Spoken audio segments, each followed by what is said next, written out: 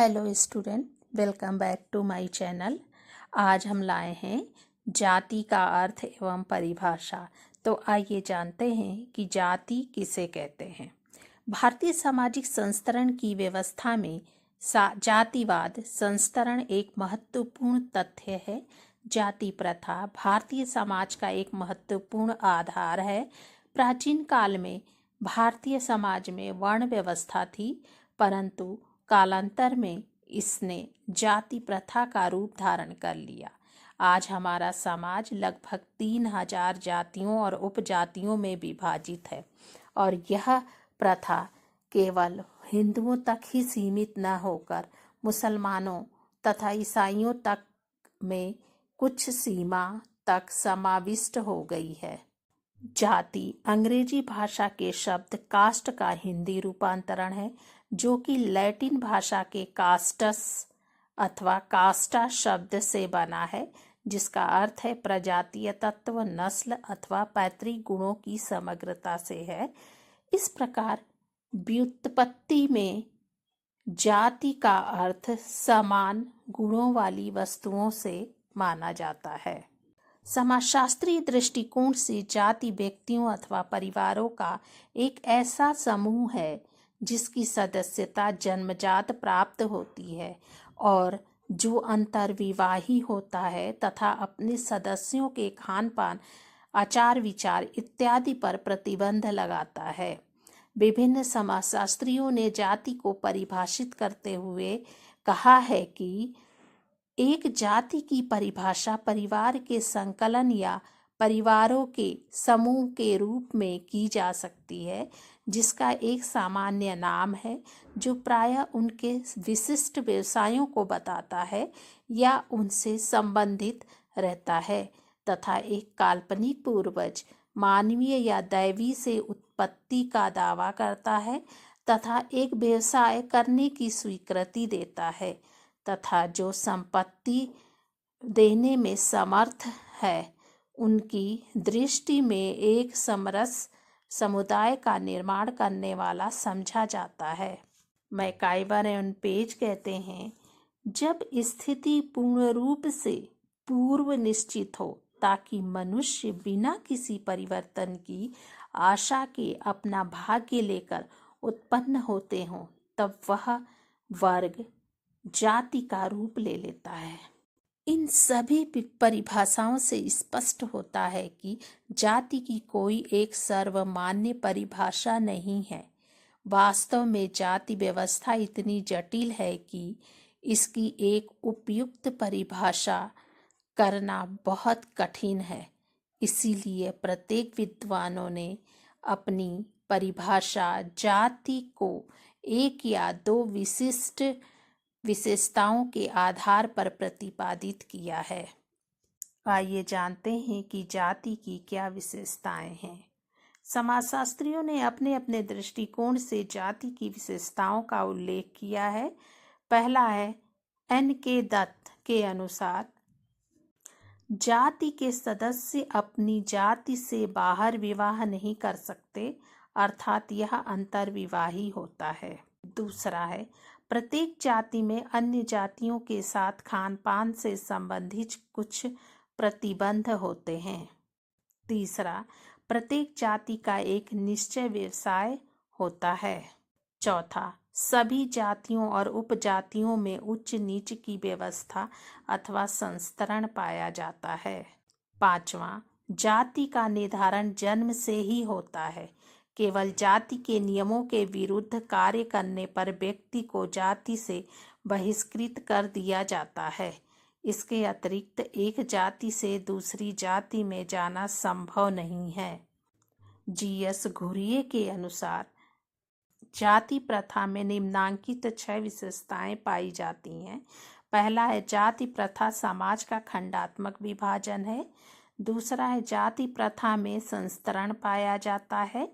तीसरा है, जाति प्रथा में भोजन व सामाजिक सहवास पर प्रतिबंध पाया जाता है। चौथा है, जाति व्यवस्था में विभिन्न जातियों की नागरिक तथा धार्मिक योग्यताएं व विशेषाधिकार भिन्न भिन्न हैं। पांचवा है, जाति प्रथा में निर्बोध व्यवसाय के चुनाव का अभाव पाया जाता है। छठा है, जाति प्रथा में विवाह पर नियंत्रण पाया जाता है।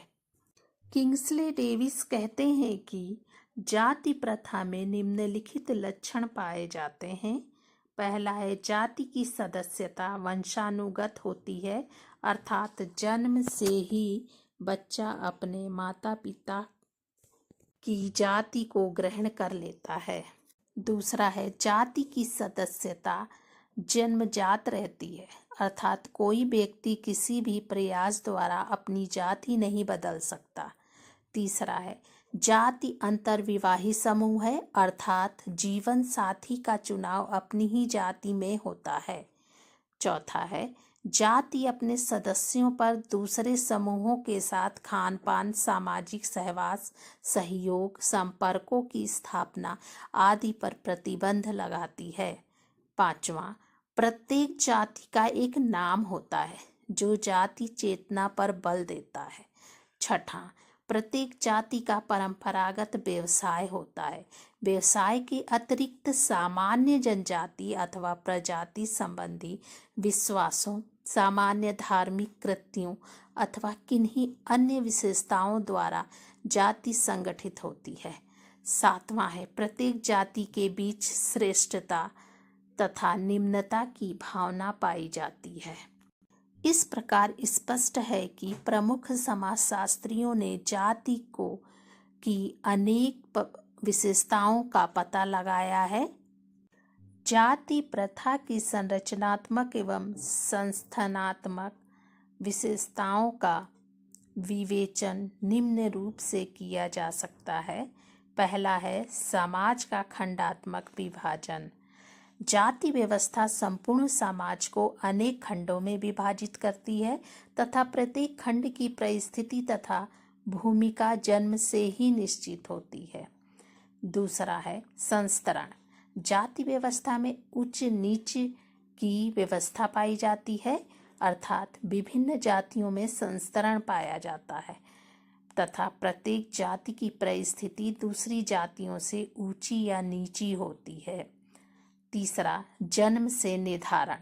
जाति की सदस्यता जन्म द्वारा निर्धारित होती है, अर्थात व्यक्ति जन्म से ही जाति विशेष की सदस्यता ग्रहण कर लेता है और जीवन पर्यंत उसी जाति का सदस्य रहता है। चौथा है, खान पान तथा सामाजिक सहवास पर प्रतिबंध।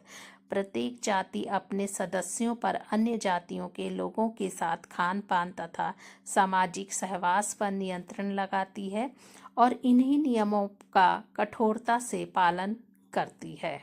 अंतर्विवाही। जाति की एक अन्य महत्वपूर्ण विशेषता इसका अंतर्विवाही होना है, अर्थात प्रत्येक जाति अपने सदस्यों को अपनी ही जाति में विवाह करने की अनुमति देती है। छठा है, परंपरागत व्यवसाय। प्रत्येक जाति का एक निश्चित परंपरागत व्यवसाय होता है तथा जाति के सभी सदस्य इसी व्यवसाय को अपनाते हैं।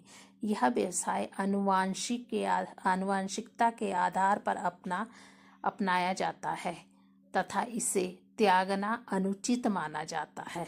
सातवां, आर्थिक असमानता। जाति व्यवस्था में केवल संस्तरण की दृष्टि से ही ऊंच नीच नहीं पाई जाती, अपितु विभिन्न जातियों में आर्थिक असमानता भी पाई जाती है। आठवां है, आर्थिक व सामाजिक निर्योग्यताएं एवं विशेषाधिकार। जाति व्यवस्था में विभिन्न जातियों के संस्तरण के अनुसार प्रत्येक जाति के लिए कुछ सामाजिक, आर्थिक तथा धार्मिक निर्योग्यताएं तथा विशेषाधिकार भी निश्चित होते हैं। उच्च जातियों को अनेक प्रकार के विशेषाधिकार प्राप्त होते हैं, जबकि निम्न जातियों को अन्य निर्योग्यताओं का सामना करना पड़ता है। दक्षिण भारत में आज भी इन प्रतिबंधों का चरम रूप देखने को मिलता है। तो बच्चों, ये तो था जाति की परिभाषा और उसकी विशेषताएं। विभिन्न समाजशास्त्रियों ने अपने अपनी योग्यता के अनुसार जाति की विशेषताओं का उल्लेख किया है। धन्यवाद।